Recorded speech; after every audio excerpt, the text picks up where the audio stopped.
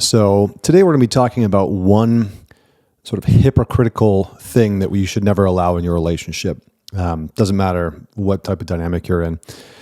There is this notion that circulates online that I see a lot within certain relationship circles and content that essentially says that it's okay for a woman to leave a man if she's not getting her emotional needs met.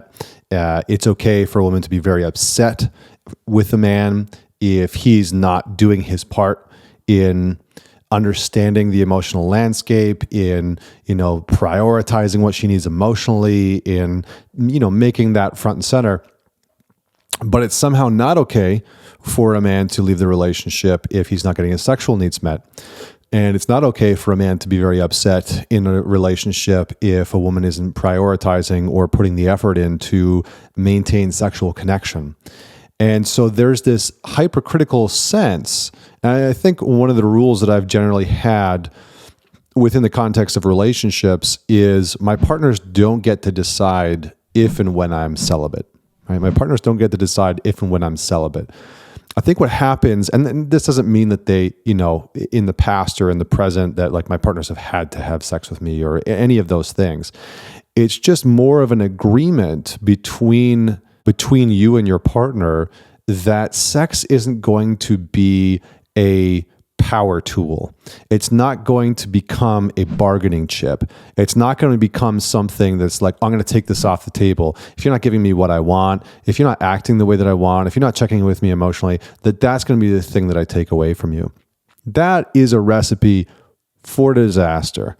And I think one of the things that has become interesting in a lot of the conversations in modern day relationships is that has almost become an okay standard within relationships, that it's completely unacceptable for a man to not have emotional intelligence, for a man to not be prioritizing emotional connection. There's a lot of women that would say it's not okay. It would not be okay if a man was relegating emotional connection to 30 minutes a week, right?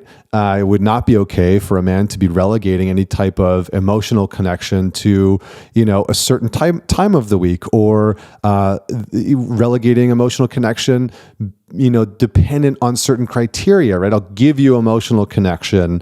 I'll give you emotional connection if you X, Y, and Z, right? That man would be called a narcissist. That man would be called unhealthy, toxic, et cetera, et cetera. And the woman in that situation would be told, you should leave him immediately.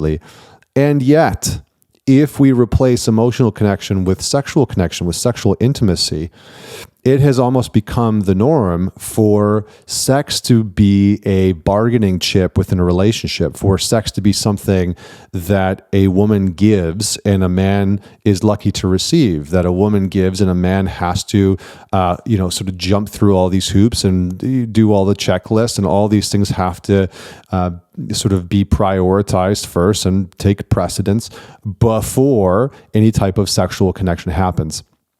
And one of the things that I have found in relationships is that is a recipe for disaster, especially if one person in the relationship really has sexual intimacy as a top priority, or really has emotional intimacy as a top priority. If two people aren't willing to give equal weight and equal prioritization to these elements and these aspects of the relationship, to seek to understand what does it look like for sexual prioritization to happen? What do you need in order to feel sexually prioritized? What do you need in order to feel emotionally prioritized?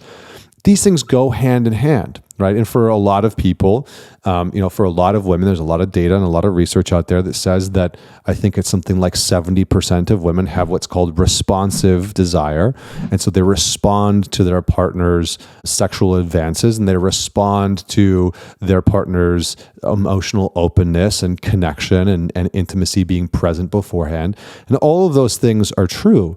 But the problem happens when sex is deprioritized in the relationship to a degree where emotional intimacy is like this maze that you have to traverse before sexual intimacy is even possible. And what I really want to drive home is that sexual intimacy is not the dog treat or the reward at the end of the emotional maze. That setup within a relationship is destined to fail. That setup in a relationship is destined to fail, because what happens is that one partner, traditionally the man, will then have to go through a whole maze of things that his partner thinks that he should do or say or experience or prioritize in order for sexual intimacy to be possible. And when that's the case, what generally is going to happen is one of the people, or both, likely both, are going to become resentful, because the emotional intimacy and the sexual intimacy are not on the same playing field. They're not given equal weight within the relationship. And I think this is the really important piece. It's not that sex and emotional intimacy are the same, that they're equal in that way. They're very different pieces of a relationship, but they should have equal weight within the relationship. And so being able to have a discussion as a couple to say, look, we're not going to do this. We're not going to, let's create an agreement where sex is not something that we only prioritize after this laundry list of emotional connection and emotional relating has happened. Yes, of course, those things are important. Yes, of course, those things matter. But we also have to give equal weight to sex and intimacy and make it a priority. Because what do we know about relationships? Within 2 years of being in an intimate relationship, 30% of couples will be in a sexless relationship. 30%. Why? Why? Because for a lot of couples, sex is the thing that gets deprioritized the quickest. It's the thing that gets deprioritized when you have kids, when life gets busy, when you're having to work that second job to try and pay off the mortgage, when your family is visiting, when you're on vacation and people get sick and whatever happens, right? Life happens. Sex is usually the thing that gets deprioritized within a lot of people's relationships. And the expectation that a lot of people have, that's very much pushed into the modern narrative of Instagram and TikTok and all these social media accounts, is that you have to maintain emotional intimacy 100%. It's unacceptable to not have that be prioritized, but it's okay to let sexual intimacy wane.